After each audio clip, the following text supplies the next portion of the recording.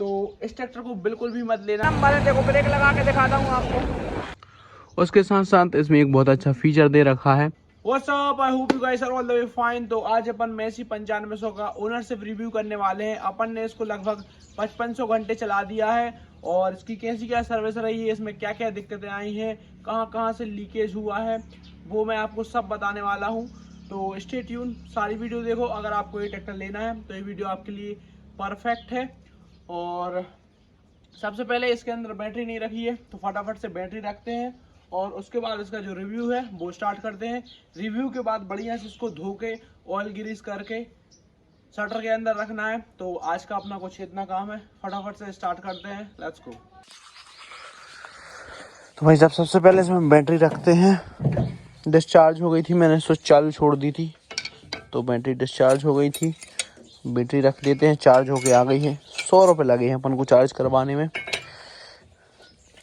इधर भी पानी मार देते हैं, थोड़ा जंग लग रही है यहाँ पे। और इसका जो डीजल वगैरह कंजप्शन है वो लगभग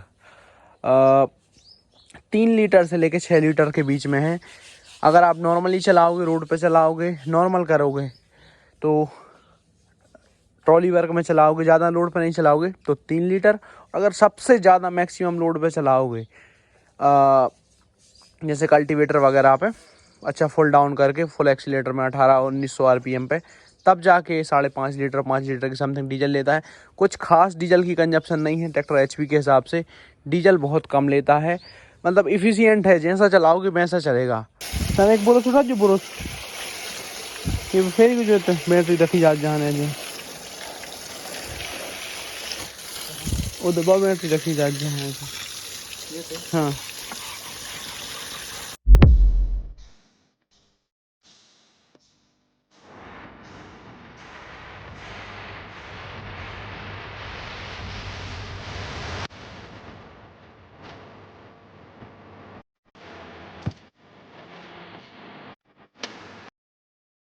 तो अपन ने बैटरी रख दी है और ये चालू वगैरह भी हो गया है। अब अपन इसकी टेस्ट ड्राइव वगैरह भी लेंगे कि कैसा क्या है चलने में है।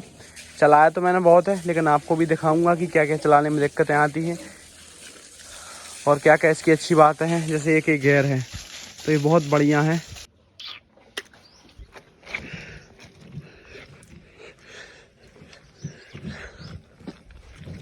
तो अगर आपके पास 4 व्हील ड्राइव ट्रैक्टर है तो इधर जो मिट्टी जितनी भी हो भाई साहब उसको अच्छी तरीके से क्लीन कर दें। अदरवाइज आपको कम से कम 25-30 हज़ार रुपये का नुकसान सहना पड़ सकता है। इधर बढ़िया तरीके से पानी मार दें, उसके बाद इधर ऑयल करें। वैसे इसमें ग्रीस होती नहीं है, इसमें 2 क्रॉस होते हैं, 2 इधर 2 इधर। तो इन पे आप ऊपर से ऑयल डाल दो, जैक लगा के उठा के ऊपर उसको स्टीयरिंग को काट के टायर को घुमा के और यहाँ से ऑयल गन से ऑयल डाल दो इधर भी और इधर भी, ताकि इसकी जो लाइफ है वो इंक्रीज हो जाए। अगर इसमें मिट्टी धान मचाते टाइम गारा वगैरह भर जाता है तो क्रॉस की जो सीलें हैं वो फूल जाती हैं और उनमें मिट्टी चली जाती है तो वो बहुत जल्दी ख़राब हो जाती हैं। अगर आप उनको बढ़िया तरीके से धो के ऑयल डाल दोगे तो उनकी लाइफ बहुत बढ़ जाएगी। तो भाई साहब इस ट्रैक्टर की वॉशिंग वगैरह हो गई है। अब आते हैं मेन मुद्दे की बात पे। तो इस ट्रैक्टर को बिल्कुल भी मत लेना अगर आपको इसको भूसा मशीन पे चलाना है, रीपर पे चलाना है, क्योंकि इसमें ओवर हीटिंग की बहुत ज़्यादा दिक्कत आती है। पता नहीं इसके रेगुलेटर में कुछ गड़बड़ है क्या है। मैंने बहुत से मॉडल देखे हैं मैसी 9500, उनमें ओवर हीटिंग की दिक्कत आती है। इवन दो कि अपन भाई साहब प्लाऊ में चलाते हैं, प्लाऊ में भी हीटिंग होती है, कल्टीवेटर पर, रोटावेटर पर, सब पे हीटिंग होती है। 3-3 4-4 डंडे बिल्कुल आराम से हो जाते हैं। अगर थोड़ा 2000 आरपीएम से ऊपर चला दो रोटावेटर पे या फिर प्लाऊ पे, हाई के पहले में चला दो तो भाई साहब 5-5 6-6 डंडे हो जाते हैं, मतलब पूरा भर जाता है। तो ओवर हीटिंग की इसमें भाई एक दिक्कत है। अगर आपको रीपर वगैरह पे चलाना है तो इसको ना लें, मल्चर वगैरह पे चलाना है तो इसको ना लें। बाकी की वीडियो अपन एक नई लोकेशन पे कंटिन्यू करेंगे, तो फटाफट से इसको लेके चलते हैं वहाँ पे और इसी के दौरान मैं आपको चला के भी दिखा दूंगा कि इसके कैसा क्या चलता है, कितना कंफर्ट है, कैसा क्या। Let's go.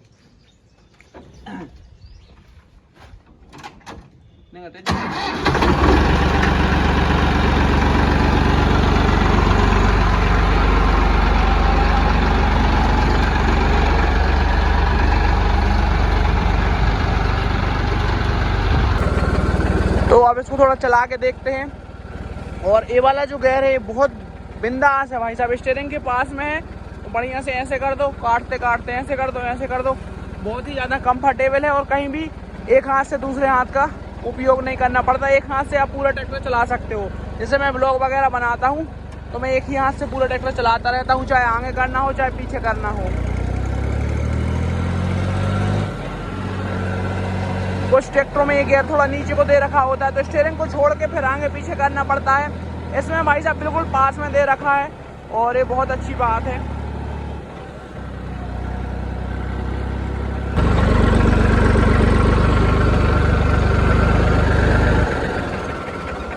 तो इसके अंदर रोटरी पंप है तो ये चाबी से चालू चाबी से बंद हो जाता है, जो कि बहुत अच्छी बात है। चोक वगैरह नहीं खींचनी पड़ती और प्लेटफॉर्म भी बहुत बढ़िया है, बढ़िया खुला डुल्ला है।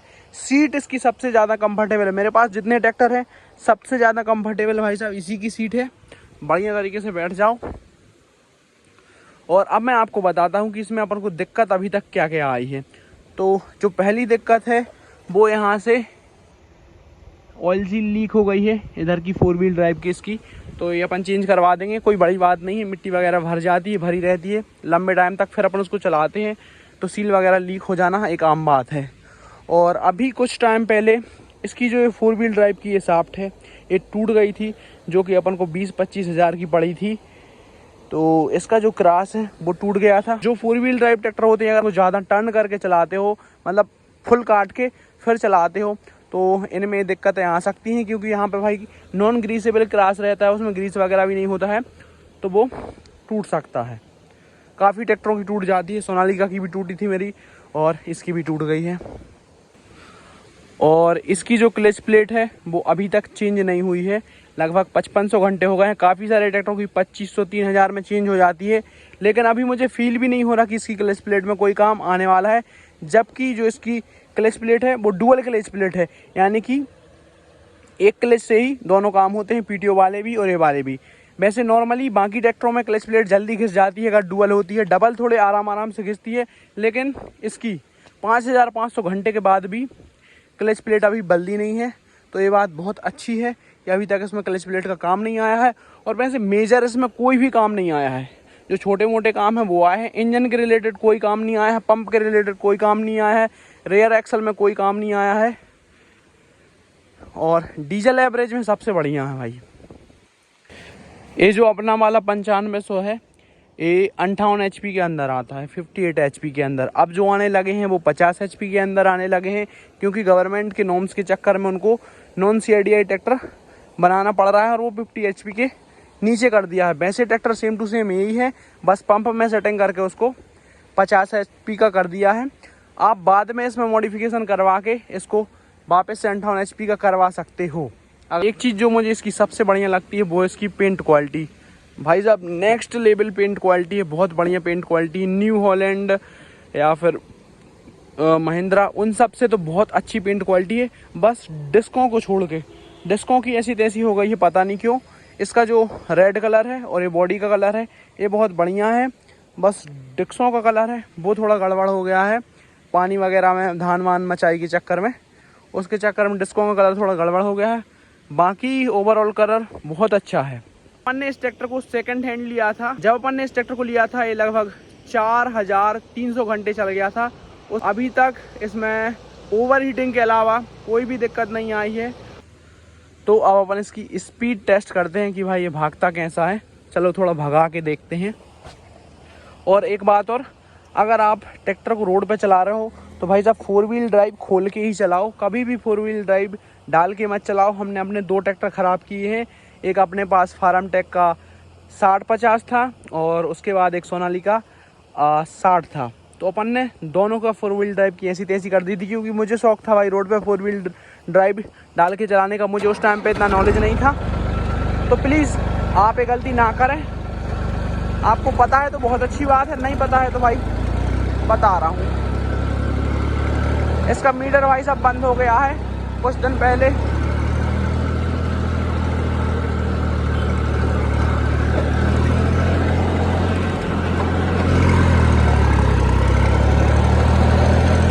भागता बहुत बढ़िया है, ब्रेक वगैरह भी एक नंबर है। देखो ब्रेक लगा के दिखाता हूँ आपको। इंस्टेंट कंट्रोलिंग है इसमें।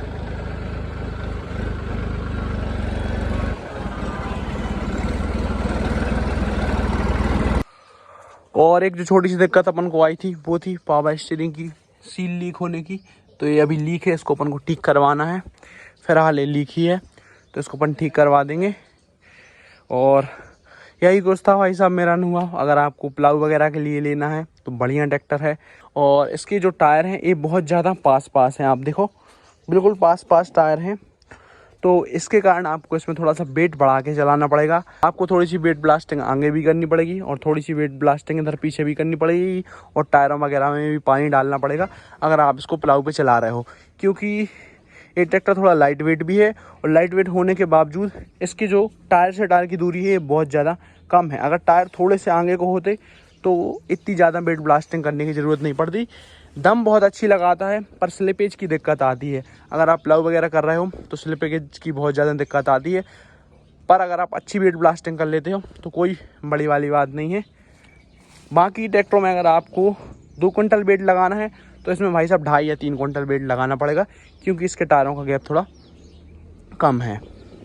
और मैसी ट्रैक्टर में एक दिक्कत और है, जो ये लिफ्ट वाले लीवर वगैरह हैं इनको जब अपन ऐसे पूरे ऊपर उठाते हैं तो ये उल्टे घूम जाते हैं। तो कभी कभी ऐसा होता है कि जब अपन लिफ्ट नीचे रखते हैं तो लिफ्ट ऊपर उठती है और ऊपर करते हैं तो नीचे उठती है।